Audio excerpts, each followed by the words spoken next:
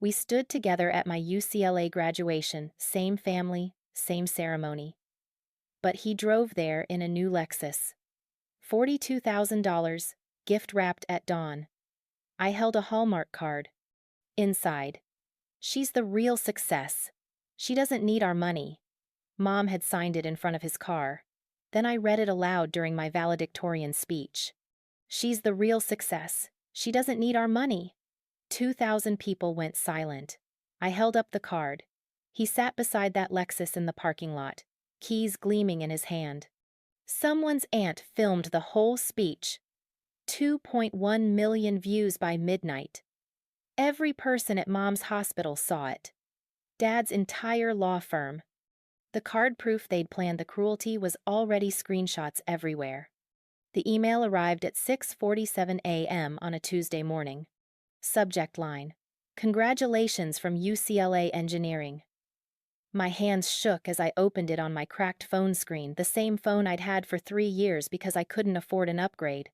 Dear Iris Callahan, we are pleased to offer you admission to the biomedical engineering program with a full academic merit scholarship. $28,000 a year, 4 years, fully covered. I read it 7 times before I let myself believe it. I was 17 when my parents made their promise. High school graduation, cap tilted wrong on my head, diploma clutched in sweaty hands. My mother had hugged me that day, one of the few times I remember her initiating it. When you graduate college, she'd said, looking me directly in the eyes, we'll be there. Front row, we'll celebrate everything you've accomplished. My father had nodded beside her. You're going to do amazing things, Iris. We can't wait to watch you succeed. I believed them. God, I believed them. That Tuesday morning, I called them immediately. My mother answered on the 4th ring, her voice flat and distracted. Mom, I got in. UCLA Engineering. Full scholarship. Silence. Not the good kind, the kind where someone's mentally calculating whether your news is worth their attention. That's nice, honey. Nice. Like I'd told her I found $1 on the sidewalk. Listen, I'm at work. Can we talk later? I thought you'd want to know. Of course we're proud. We have to go. Congratulations. The line went dead. I stood there in my tiny apartment, the one I shared with 2 other students to afford the $650 rent, staring at the acceptance email and the ended call screen. 3 hours later, my phone buzzed. Family group chat. Trevor, guess who just got a job at Uncle Mike's dealership? Starting next month. Sales associate. Mom. That's wonderful, sweetheart. We're so proud of you. Dad. Knew you'd land on your feet, son. Let's celebrate this weekend. Mom. I'll make reservations at Russo's. 43 messages celebrating Trevor's entry-level sales job at our uncle's car dealership. A position he got through family connection. A job he hadn't even started yet. My UCLA acceptance full academic scholarship to one of the top engineering programs in the country had gotten, "That's nice, honey," and a disconnected call. I scrolled back through the chat. My acceptance announcement had received 3 responses.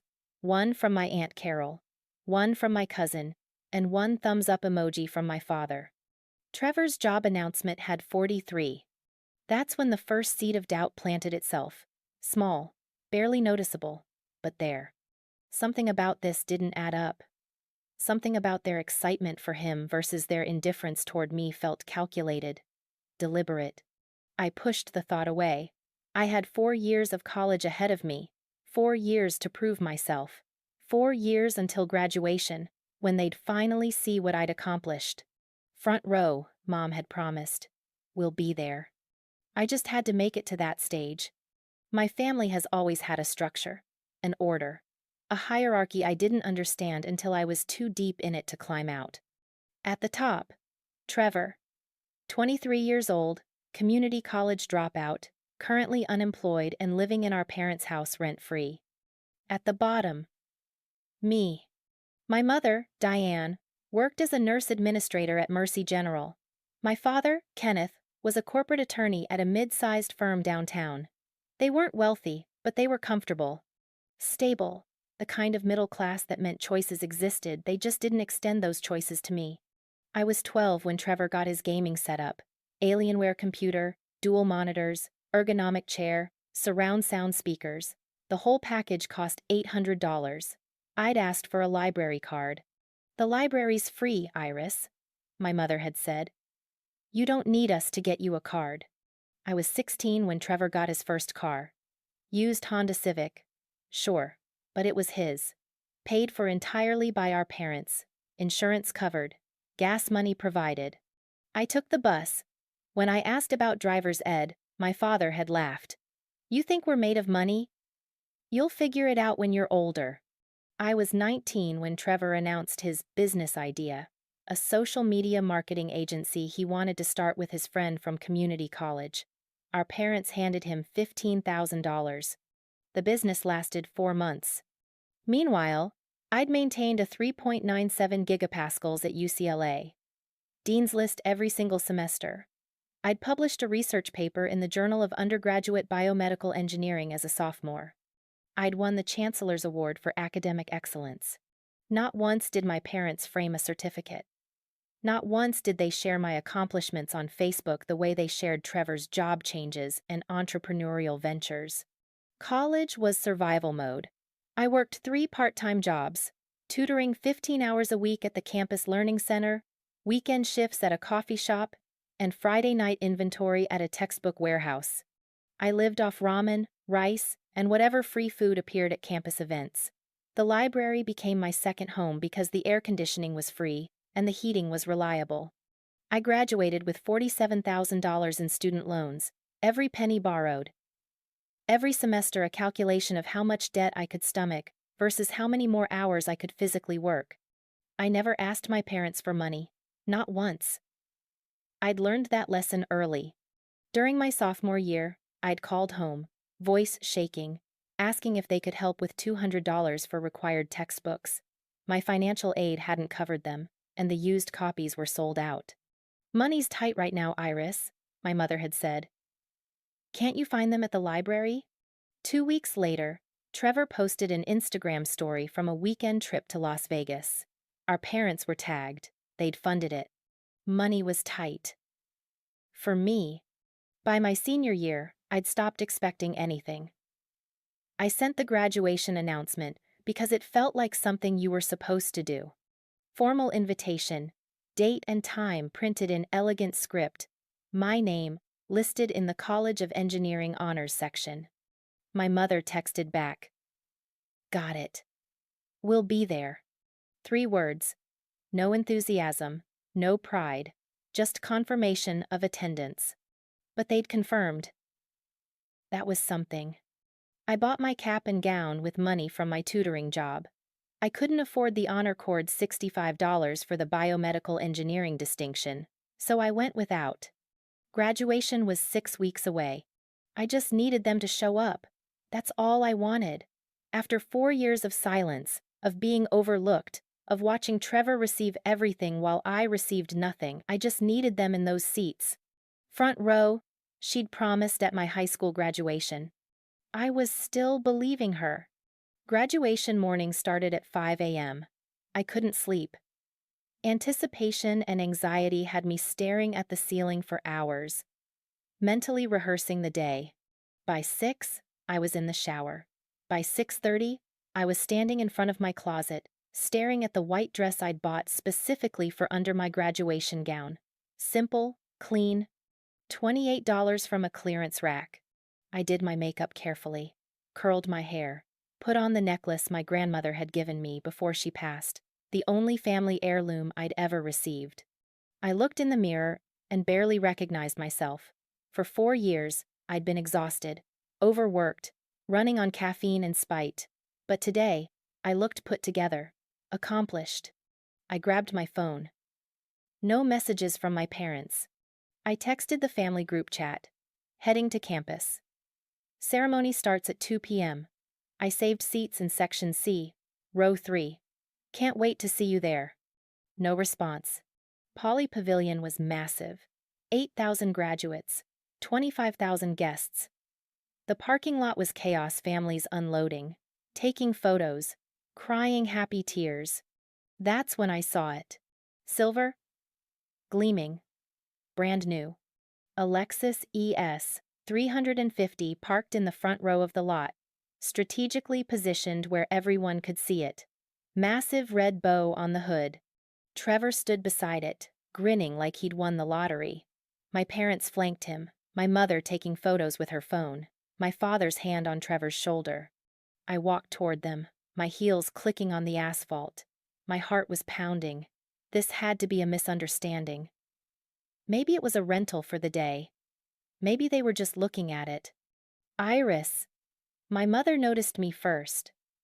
Her smile was tight, performative. You look nice.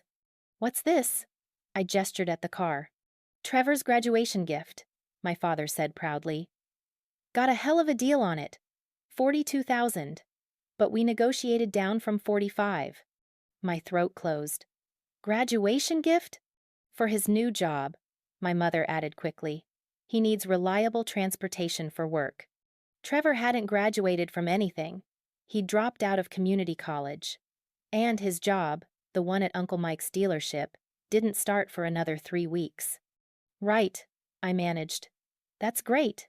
My mother reached into her purse. Oh, we have something for you too. She handed me a card. Hallmark. Generic floral design. The kind you grab at a grocery store checkout. I opened it. The pre-printed message said, "Congratulations on your achievement." Below it, in my mother's handwriting, "She's the real success. She doesn't need our money." I read it 3 times. She's the real success. She doesn't need our money. My hands started shaking. What does this mean? It means we're proud of you, my mother said, her voice unnaturally bright. You did this all on your own. You're independent, successful. You don't need help like Trevor does. I worked 3 jobs, I whispered. I have $47,000 in loans. I couldn't afford the honor cords. I ate ramen for 4 years. And look how strong it made you, my father said, like he was delivering a motivational speech. You're resilient. Trevor needs more support. You understand. I looked at the card, at the Lexus, at their faces, so proud of him, so indifferent to me. My vision blurred. I couldn't breathe. I need to go, I said. Ceremony's starting soon. I turned and walked away before they could see me cry. Inside Poly Pavilion, I found my seat in the graduate section. I was shaking so hard I could barely sit still. The card was crumpled in my fist. Around me, families were hugging their graduates, taking photos, crying happy tears. My parents were in the parking lot with Trevor and his $42,000 consolation prize for existing. That's when I noticed it.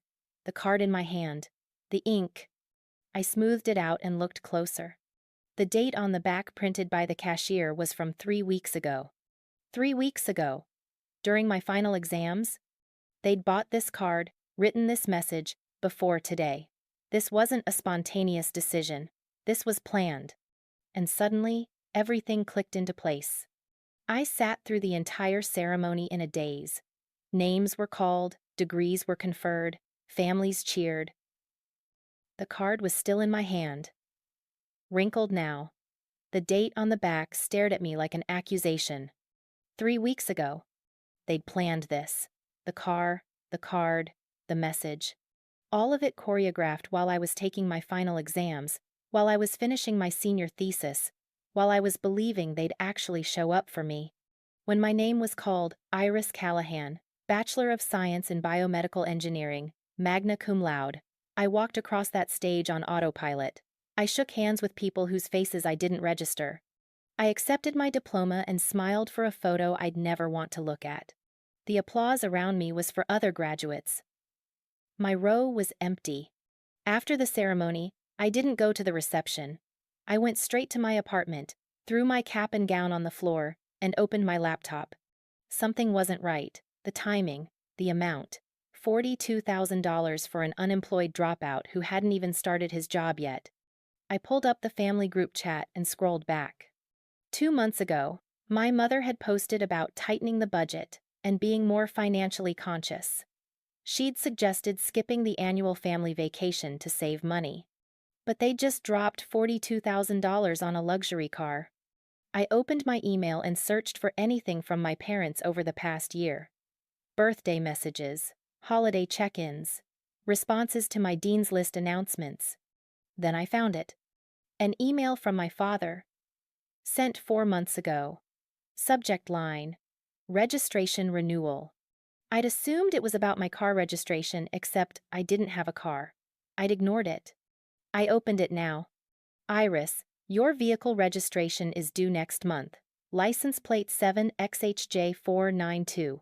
Make sure you handle it. I didn't own a vehicle. I'd never owned a vehicle. But someone had registered something under my name. My stomach dropped. I went to the DMV website and entered my information. One vehicle registered to Iris Callahan at my parents' address. Silver Lexus ES, 350. Registration date: 3 weeks ago. My hands were shaking so badly I could barely type. I called the DMV customer service line and waited on hold for 23 minutes. DMV. This is Marcus. How can I help you? I need information about a vehicle registered in my name, I said, my voice unsteady. I didn't register it. Can you provide your license number and the license plate? I rattled off the information, my heart hammering in my chest. There was typing. A long pause. Okay, Miss Callahan.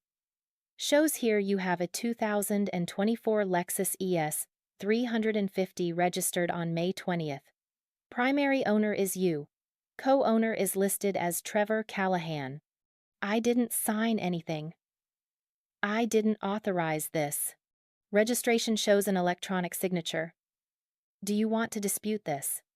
Electronic signature. My parents had access to my documents, my social security number, everything. Yes, I whispered. I want to dispute it. You'll need to file a fraud report and contact the dealership where the purchase was made. I'm sending you the reference number now. I hung up and stared at my laptop screen. They'd put the car in my name, not Trevor's. Mine. That meant the loan was in my name too. I pulled up my credit monitoring app, the free one I'd signed up for in college, to track my student loans. I hadn't checked it in weeks. The page loaded. New account alert. Auto loan opened May 18th. I clicked on it. Lender: Pacific Coast Auto Finance. Amount financed: $42,000. Primary borrower: Iris Callahan. Co-signer: Kenneth Callahan. My father had co-signed. But I was the primary borrower. That meant the payments were my responsibility. The debt was mine. If Trevor defaulted, which, knowing Trevor, he absolutely would, it would destroy my credit. I opened my email and searched for anything from Pacific Coast Auto Finance. Nothing in my inbox. I checked spam. There it was. Loan agreement confirmation. Sent May 18th. I opened the PDF with shaking hands. Borrower name: Iris Callahan. Borrower signature: a scanned version of my signature pulled from God knows where. Maybe my FAFSA forms. Maybe my student loan applications. Monthly payment: $697. Loan term: 72 months. 72 months, 6 years of payments, over $50,000 with interest. For a car I would never drive, for a brother who'd never contributed a single dollar to his own life. I called my bank, waited on hold again. First National, this is Stephanie. I need to check if there have been any automatic payment authorizations set up on my account recently, I said, my voice cracking. More typing. Another pause. Yes, Miss Callahan. There's an auto pay set up for Pacific Coast Auto Finance, $697, due on the 15th of every month. First payment is scheduled for next week. The room tilted. I didn't authorize that. The authorization came through on May 19th with your account credentials. Do you want to cancel it? Yes, immediately. Done. but you'll need to contact the lender directly about the loan itself. I hung up and sat there, staring at the wall. They hadn't just bought Trevor a car. They'd bought him a car with my credit, my future, my financial security. And they'd done it 3 weeks ago while I was drowning in finals, believing they cared enough to show up to my graduation. The card's message echoed in my head. She's the real success. She doesn't need our money. They were right about one thing. I didn't need their money, but they'd taken mine anyway. I didn't sleep that night. I sat on my bedroom floor with my laptop, pulling up every document I could find. Bank statements, credit reports, old emails, text messages. The deeper I dug, the worse it got. 18 months. That's how long this had been going on. 18 months of small, calculated moves I'd been too exhausted to notice. It started in my junior year, January, specifically. I'd received a notification about a credit inquiry from a furniture financing company. I'd assumed it was a mistake. I hadn't applied for anything and ignored it. Now I pulled up the details. Inquiry date, January 14th. Amount requested, $3,200. I searched my email for that date, found a text from my mother the same day. Trevor's moving into a new apartment. So proud of him for being independent. I opened Instagram, scrolled back to January. There it was, Trevor's post showing off his new place, complete with a leather couch, a massive TV, and a dining set that looked straight out of a West Elm catalog. Financed under my name, my credit. I kept digging. March. Another credit inquiry. This time from a tech retailer. Amount, $2,400. Trevor's Instagram from that week. Unboxing video of a new MacBook Pro and an iPhone. My credit. Again. April. Credit card application. Approved for $5,000 limit. I checked the account activity. Over $4,100 charged in the first month. Restaurants, bars, a weekend trip to Palm Springs. Every single charge was Trevor's. I recognized the locations from his posts, and my parents had orchestrated all of it. They'd used my information, my social security number, my birth date, my address to open accounts I never knew existed. They'd made me financially responsible for Trevor's entire lifestyle while I worked 3 jobs to survive. The furniture inquiry alone had dropped my credit score 9 points. The credit card application, another 12. The car loan, the one I'd just discovered, would tank it even further. I pulled up my current credit score. 701. A year ago, it had been 736. They'd stolen 35 points from me. 35 points I'd spent 4 years building while paying off student loans and managing my finances responsibly. And for what? So Trevor could have a couch? A laptop? A car he didn't earn? I thought back to every time I'd asked for help. Every time they'd said no. Sophomore year. Can you help with $200 for textbooks? Money's tight, Iris. Meanwhile, they were financing a $3,200 couch under my name. Junior year. I need $1,500 for a laptop. My old one died, and I need it for my thesis. You'll figure it out. 2 months later, Trevor got a $2,400 MacBook Pro. Senior year. Can you contribute $300 toward my cap and gown? We don't have it right now. The next month, they co-signed a $42,000 car loan with me as the primary borrower. I sat there on the floor, surrounded by printed bank statements and loan documents, and felt something inside me shatter. Not sadness, not even shock anymore. Rage. Pure, white-hot rage. They hadn't just neglected me. They'd weaponized me, turned my identity into a financial tool for my brother's comfort. And they'd done it while telling me I was strong and independent and didn't need help. I was independent because they'd forced me to be. I was strong because they'd left me no other choice. And now I was in debt over $50,000 in fraudulent debt because they'd decided Trevor's happiness mattered more than my future. I pulled up my phone and opened the family group chat. 47 unread messages, most of them from my parents asking where I'd gone after the ceremony, why I wasn't answering. I stared at their messages for a long time. Then I started typing. I didn't send the message I'd typed. Not yet. Instead, I called Vanessa. She answered on the second ring. Hey, graduate. Where'd you disappear to? I looked for you at the reception. Can you come over? My voice was hollow. I need to show you something. 30 minutes later, she was sitting on my floor, surrounded by the same documents I'd been staring at all night. Holy shit, she whispered, looking up from the car loan paperwork. Iris, this is fraud. I know. No, I mean this is actual, prosecutable fraud. They used your identity without permission. That's a felony. I nodded, too numb to feel the weight of that word. Vanessa picked up the credit card statement. Over $4,000. None of this was you? None of it. It's all Trevor. Look at the locations. I pointed to the charges. That's the bar he goes to every weekend. That restaurant he posted about. The hotel in Palm Springs. She scrolled through Trevor's Instagram on her phone, matching dates and locations. Her face got darker with every swipe. They've been doing this for over a year, she said slowly. Building debt in your name while you worked yourself to death. 18 months. And the car? They put the entire loan under your name.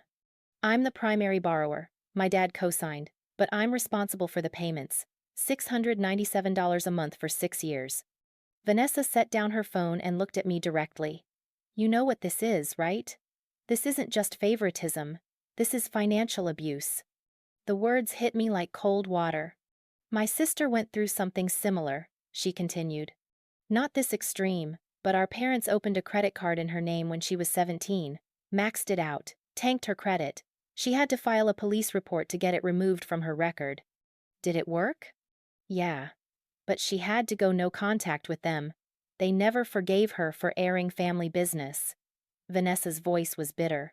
She says it was worth it. I stared at the documents spread across my floor. Evidence of 18 months of calculated theft. What do I do?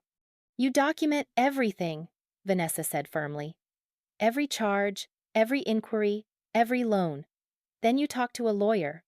A real one, not just student legal services. I can't afford a lawyer. Some do free consultations. And honestly, once they see this, they might take it pro bono. This is slam dunk identity theft. She grabbed my hand. Iris, you're not overreacting. You're underreacting. This is serious. They're my parents. They're criminals, she said bluntly. They committed fraud, multiple counts, and they did it to their own daughter while watching you struggle. Something in my chest cracked open. Not sadness. Something sharper.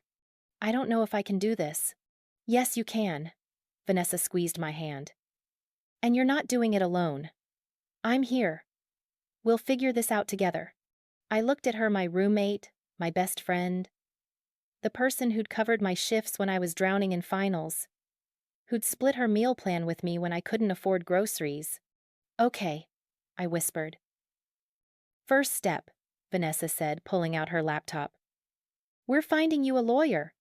The law office was in a strip mall between a nail salon and a tax prep service. Not exactly intimidating. The sign read, Chen and Associates, Family Law and Financial Fraud. Vanessa had found them through a Reddit thread about identity theft. 3 people had recommended them. They actually care, one comment said. And they hate people who screw over their kids. The receptionist led me to a small conference room. A woman in her 50s walked in moments later, carrying a legal pad and a coffee mug that said, World's Okayest Lawyer. Iris Callahan? She shook my hand firmly. I'm Rebecca Chen. Vanessa sent over your initial documents. Let me tell you, I've been practicing for 23 years, and this is one of the clearest cases of familial identity theft I've ever seen. I exhaled. Validation from a stranger shouldn't have meant so much. But it did. Walk me through the timeline, Rebecca said, pen poised. I told her everything.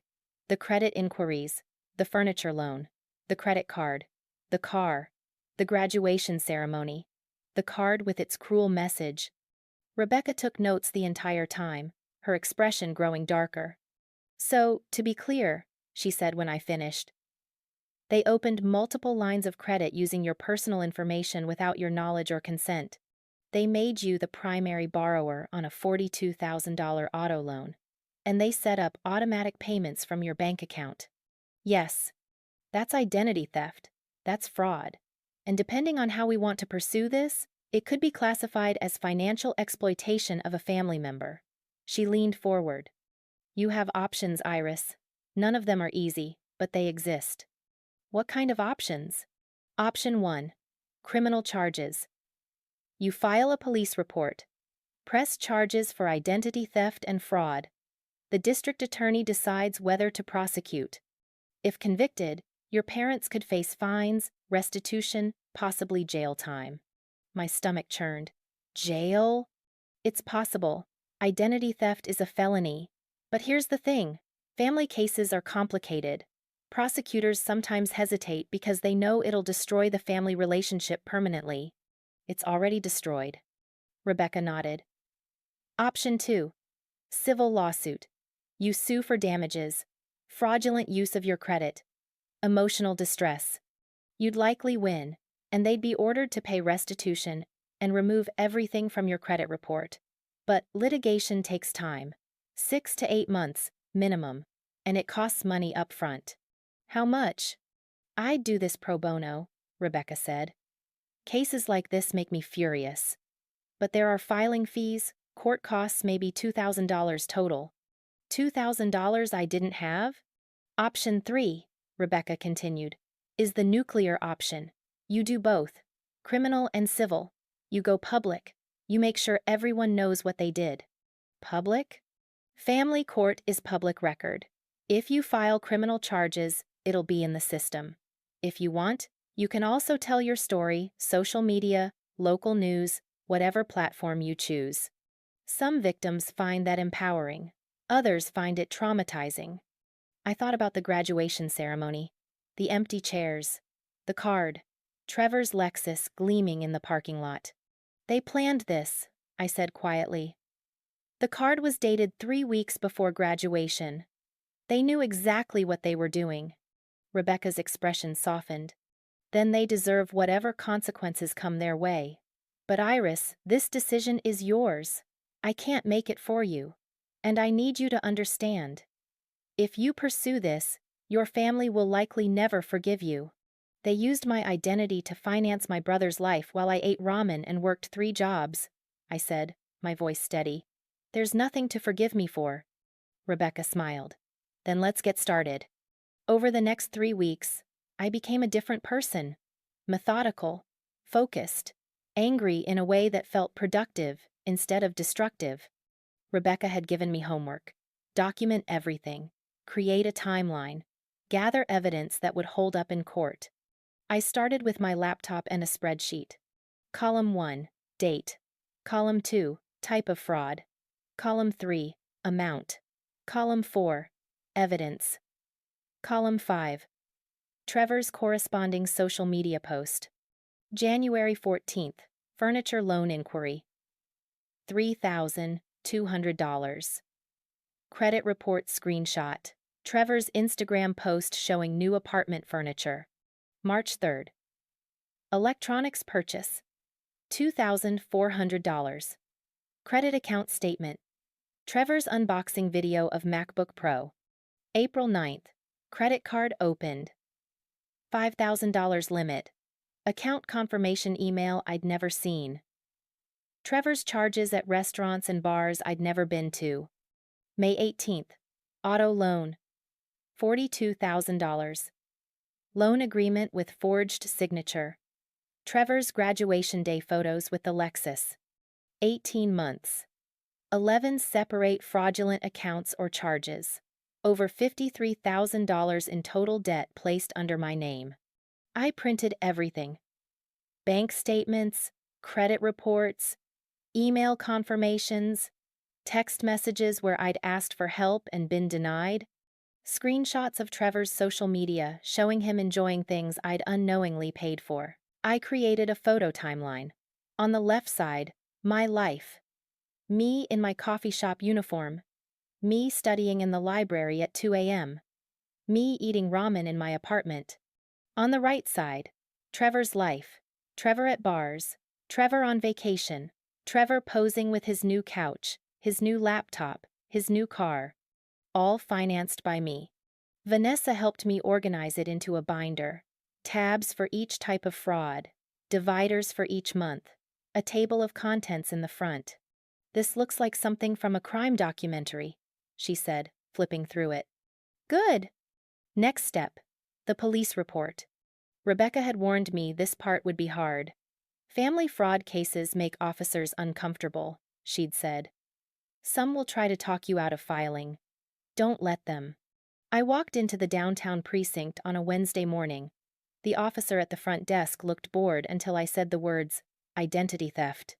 Then he sat up straighter. "I need to file a report," I said. "My parents committed identity theft and fraud using my personal information." He blinked. "Your parents?" "Yes." "Are you sure it's not just a misunderstanding? Sometimes family members share accounts." "I'm sure." I pulled out the binder. "I have documentation." He called over another officer, Detective Sarah Morales, Financial Crimes Unit. She took me to a small interview room and listened as I walked through everything. Her expression never changed, but she took detailed notes. "This is extensive," she said finally. "You're looking at multiple counts of identity theft, fraud, forgery. The auto loan alone is a felony. What happens now?" "I file the report. We open an investigation. We'll contact the creditors, verify the signatures, pull records. If everything checks out, and based on what you've shown me, we forward it to the DA's office. And then, they decide whether to prosecute. Given the dollar amount and the number of incidents, I'd say chances are good." She looked at me carefully. "But I have to ask, are you prepared for what this means? If charges are filed, your parents will be arrested." My hands were shaking, but my voice was steady. "Yes." Detective Morales nodded. "Okay, let's get this filed." The report took 2 hours. Every detail documented. Every piece of evidence logged. When I walked out of that precinct, I felt lighter. Not happy, not even close, but purposeful. I texted Vanessa. "It's done. Police report filed. Case number assigned." She responded immediately. "Proud of you. What's next?" I looked at my phone. At the family group chat I still hadn't opened. At the 37 missed calls from my parents. "Next," I typed back. "I tell them what's coming." But not yet. Not until I had everything in place. I had one more step to complete. The confrontation. The confrontation couldn't happen in private. Rebecca had been clear about that. "If you confront them privately, they'll gaslight you," she'd said. "They'll deny everything, twist your words, make you doubt yourself. You need witnesses."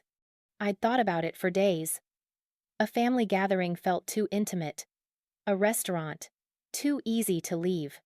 Then I remembered. My parents were hosting a graduation celebration for Trevor. Not for me.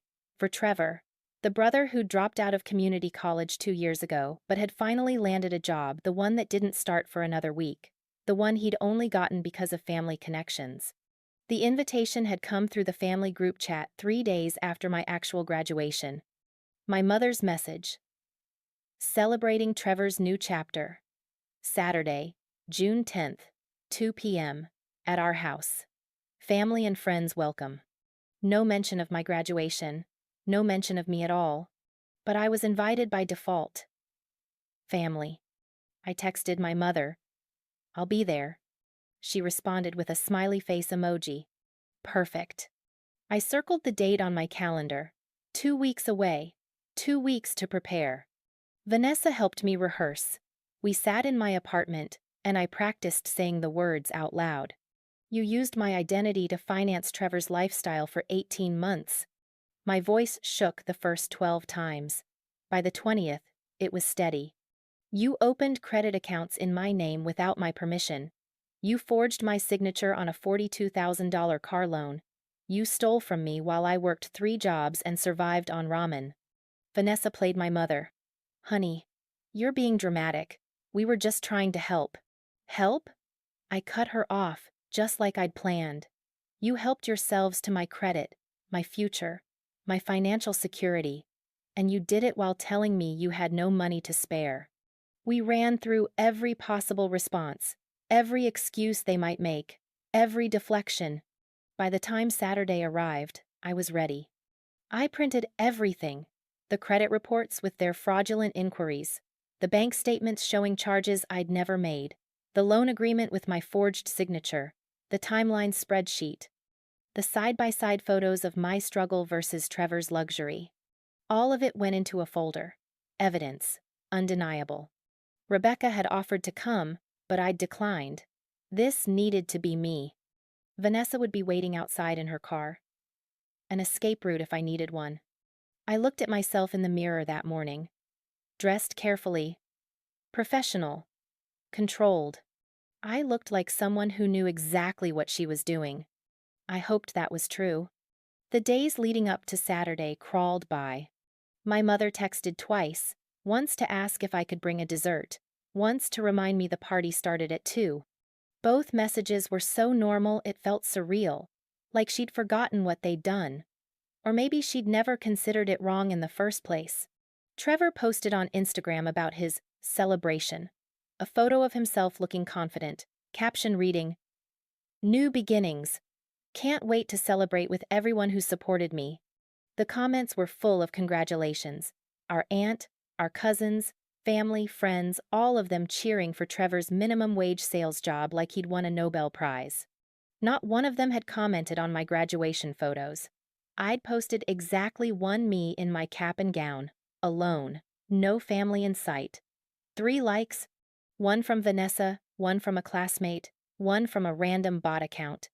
Friday night, Vanessa came over. We didn't rehearse this time. We just sat on my couch, eating takeout, not talking about tomorrow.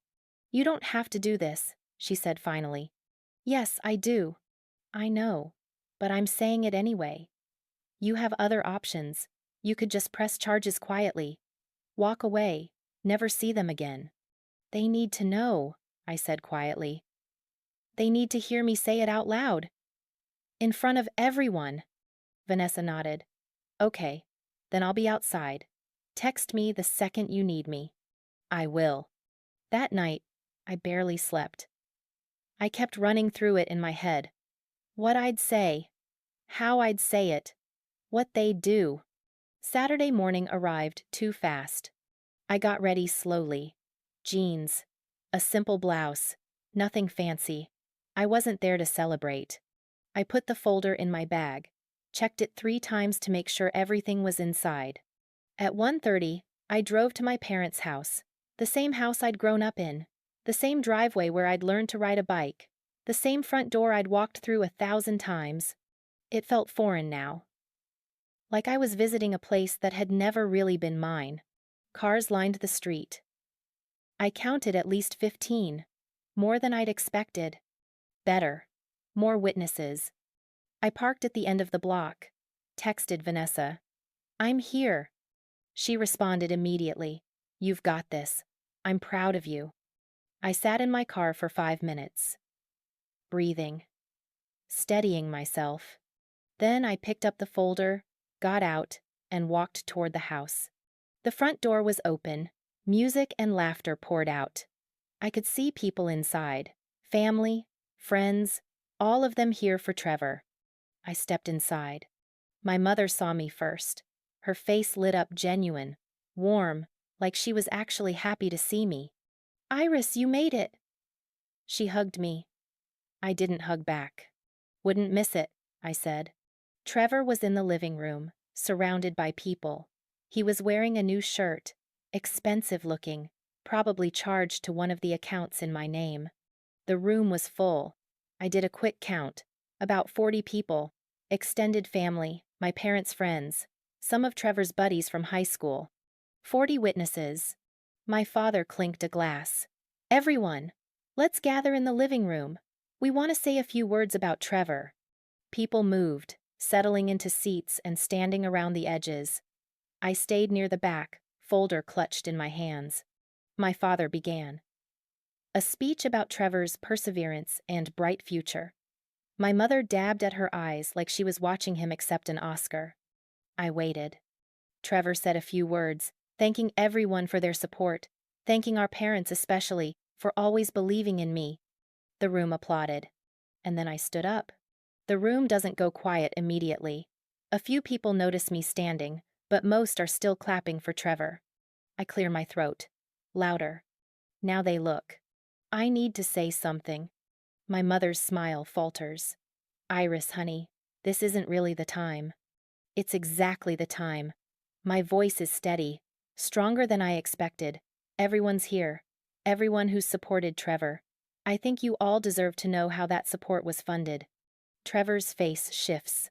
Confusion, then something else. Nervousness. I open the folder. 18 months ago, my parents opened a furniture financing account in my name. Without my knowledge, without my permission, $3,200 charged to my credit. Silence now. Complete. I pull out the first document. Hold it up. This is the credit inquiry. My name. My social security number. My signature.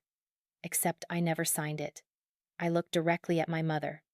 Trevor got a new couch, a dining set, a TV stand. I got a 9-point drop in my credit score. My mother's face drains of color. Iris, this is a family matter. We can discuss this privately. No. I pull out the next document. 3 months later, another account. Electronics retailer. $2,400. Trevor got a MacBook Pro and an iPhone. I got another 12-point drop in my credit score. People are looking at Trevor now. He's frozen, his confident smile gone. Then a credit card, I continue. $5,000 limit, over $4,000 charged in the first month. Bars, restaurants, a weekend trip to Palm Springs. I turn to Trevor. How was that trip? Enjoy it? Because I paid for it. Without knowing.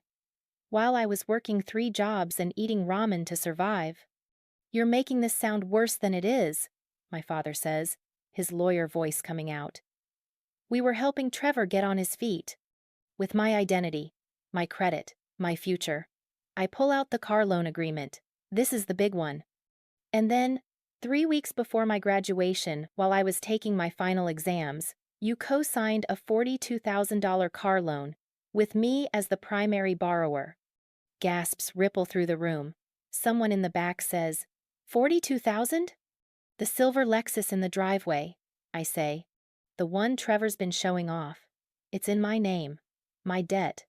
$697 a month for the next 6 years. Over $50,000 with interest. I pull out the bank statement showing the automatic payment authorization. You even set up auto pay from my checking account, without telling me. My mother is shaking her head. We were going to explain. When? After you destroyed my credit completely? I pull out my credit report. I've spent 4 years building this, working my ass off, paying my student loans on time, being financially responsible. You stole 35 points from me. 35 points I earned while you told me you couldn't spare $200 for textbooks. I look around the room. At my aunt, whose mouth is open. At my cousins, who are staring at my parents. At my father's coworkers, who suddenly look very uncomfortable. You want to know what I got for my UCLA graduation? A card. A Hallmark card that said, "She's the real success. She doesn't need our money." My voice cracks, but I push through. You were right. I am the real success, because I did it alone. But you still took from me. You used me. You committed identity theft, a felony to finance Trevor's lifestyle while I struggled. That's a strong accusation, my father says, his attorney mask slipping. You're being dramatic. I filed a police report. The room goes dead silent. 4 days ago. Detective Sarah Morales, Financial Crimes Unit. Case number 2025-4000-471. Identity theft, fraud, forgery. She called it one of the clearest cases she'd seen. My mother's hand goes to her mouth. The district attorney is reviewing it now. My lawyer says chances of prosecution are excellent. Multiple felony counts. Lawyer? My father's voice is strangled. You got a lawyer? Rebecca Chen. She's taking the case pro bono because she was so horrified by what you did to me. I look at both of them. You didn't just neglect me. You weaponized me. You turned my identity into a tool for Trevor's comfort. And you did it while I was working myself to exhaustion, believing that family meant something. Trevor finally speaks. I didn't know. I swear, I didn't. You knew. I turn to him. Every time you charged something to that credit card, you knew it wasn't your name on the account. Every time Mom and Dad handed you money while telling me they were broke, you knew. You've always known. He looks away. I take a breath. This is it. The final piece. I'm pressing charges, criminal and civil. You'll be arrested for identity theft and fraud. You'll go to court, and everyone will know exactly what you did. My mother starts crying. Not sad crying, angry crying. How dare you? We're your parents. We raised you. You betrayed me. My voice doesn't shake. And now you'll face the consequences. I close the folder. The room is silent except for my mother's crying. I look around one last time. At the family who never chose me. At the friends who never asked why I wasn't celebrated the way Trevor was. Enjoy your party, I say. And then I walk out. I walked to Vanessa's car. My hands were shaking so badly I could barely open the door. She looked at me, eyes wide. How'd it go? I told them everything, in front of everyone. My phone started buzzing before we even left the street. Text after text, call after call. My Aunt Carol. I had no idea. I'm so sorry. I believe you. My cousin Melissa. Your parents are calling everyone, trying to control the narrative. Don't back down. My mother. 17 missed calls. 4 voicemails I didn't listen to.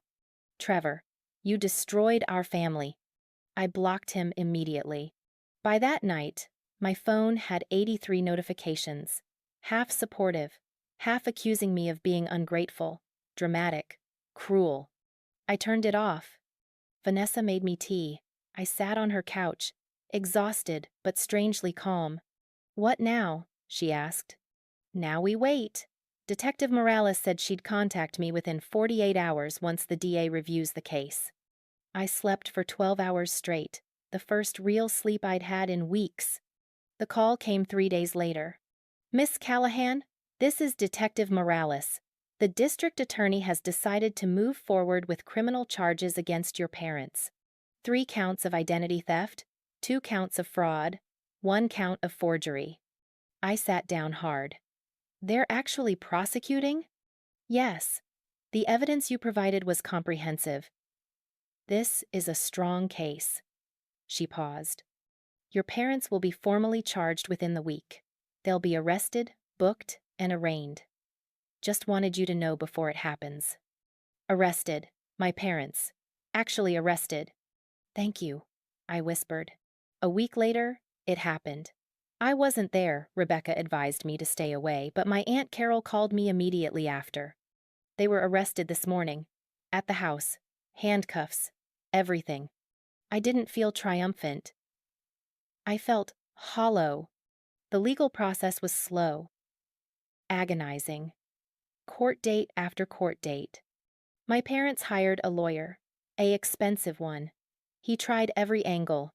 Family misunderstanding. Good intentions gone wrong.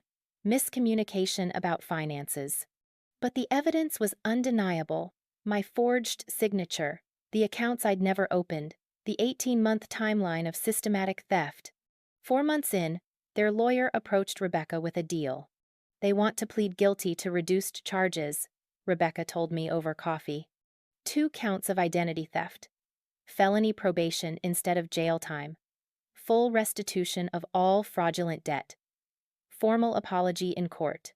What do you think? I think you'd win at trial. But trials are brutal. They drag you through cross-examination, make you relive everything. This deal gets you justice faster and guarantees restitution.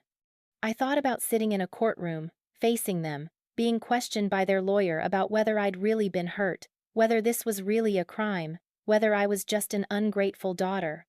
I'll take the deal. The plea hearing was in November, 6 months after that graduation party confrontation.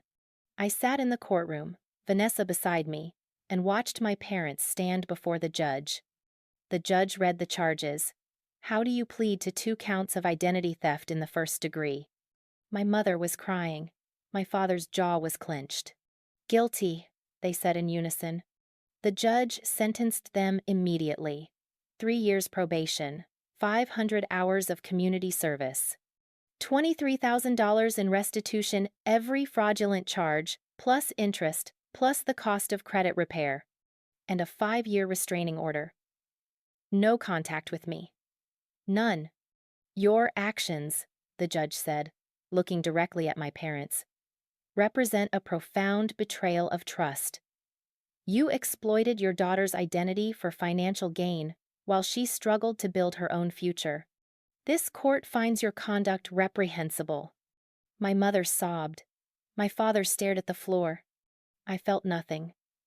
No satisfaction, no anger, just emptiness.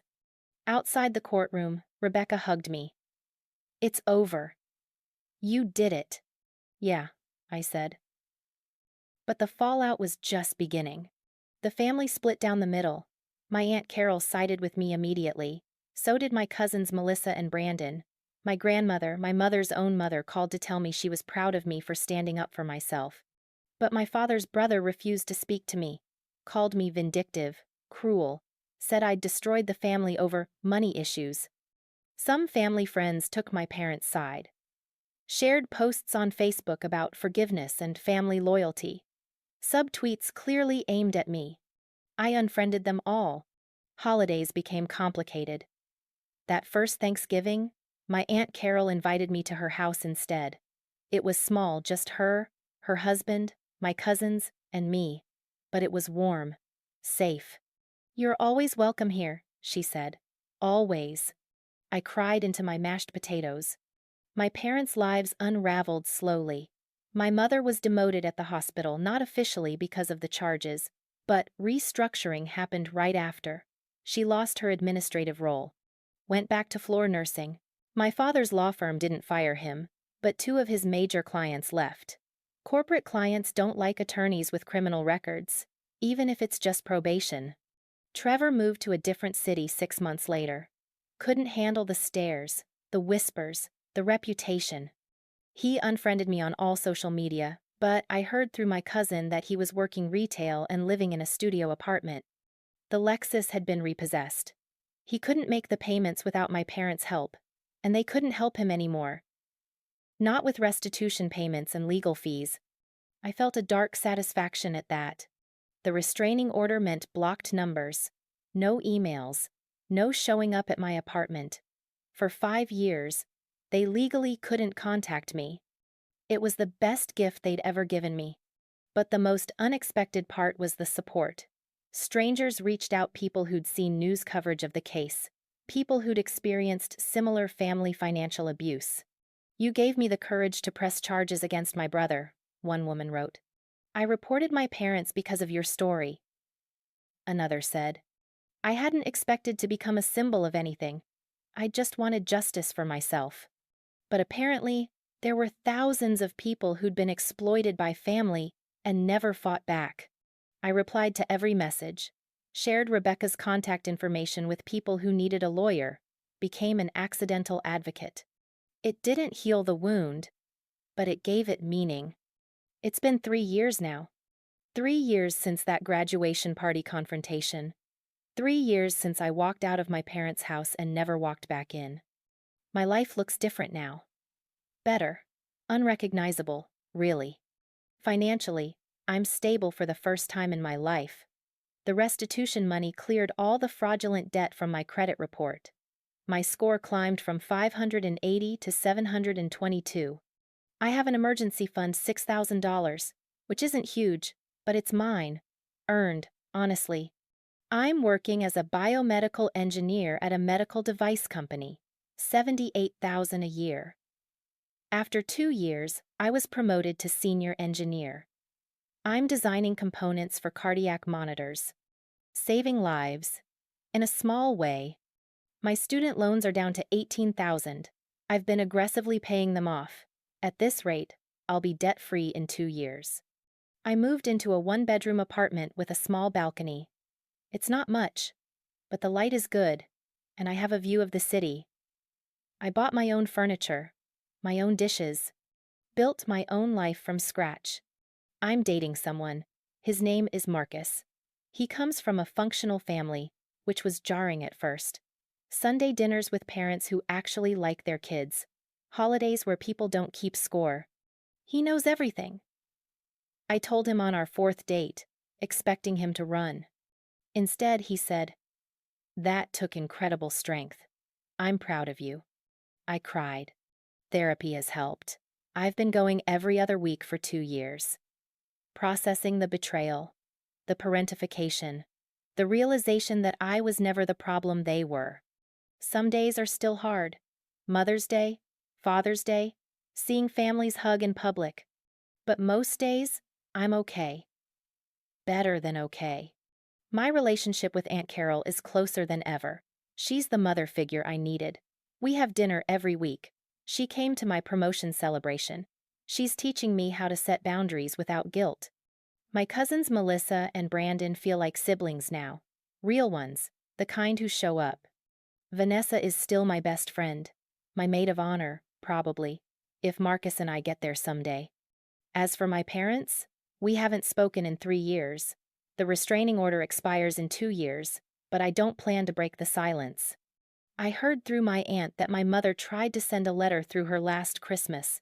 An apology, an attempt at reconciliation. I told my aunt to return it unopened. Some people think I'm cold, unforgiving, that I should give them a second chance. But those people don't understand what it's like to be used by the people who were supposed to protect you. Forgiveness isn't mandatory, neither is reconciliation. I'm allowed to choose myself. Trevor reached out once, about a year ago. A Facebook message request I almost deleted without reading. "I'm sorry," it said. "I didn't fully understand what they did to you until I tried to get my own apartment and saw what identity theft really means." You were right. I stared at that message for a long time. Then I deleted it. Maybe someday I'll respond, but not yet. Maybe not ever. My parents' lives have stabilized, from what I hear. Dad's still working, though at a smaller firm now. Mom's still nursing. They're still together, which surprises me. I thought the stress would break them. They've never publicly acknowledged what they did. Never posted an apology or admitted wrongdoing beyond that courtroom. Their friends still think I'm the villain. I don't care anymore. The best revenge isn't hatred, it's indifference. I'm thriving without them, building a life they'll never be part of, achieving things they'll never celebrate. And that's enough. Someone asked me recently if I regret pressing charges, if I wish I'd handled it differently. I thought about it. Really thought about it. No, I said. I'd do it again. Because they needed to face consequences, because I deserved justice, because staying silent would have meant accepting that my life, my credit, my future didn't matter as much as their comfort. I refused to accept that. And now I'm free.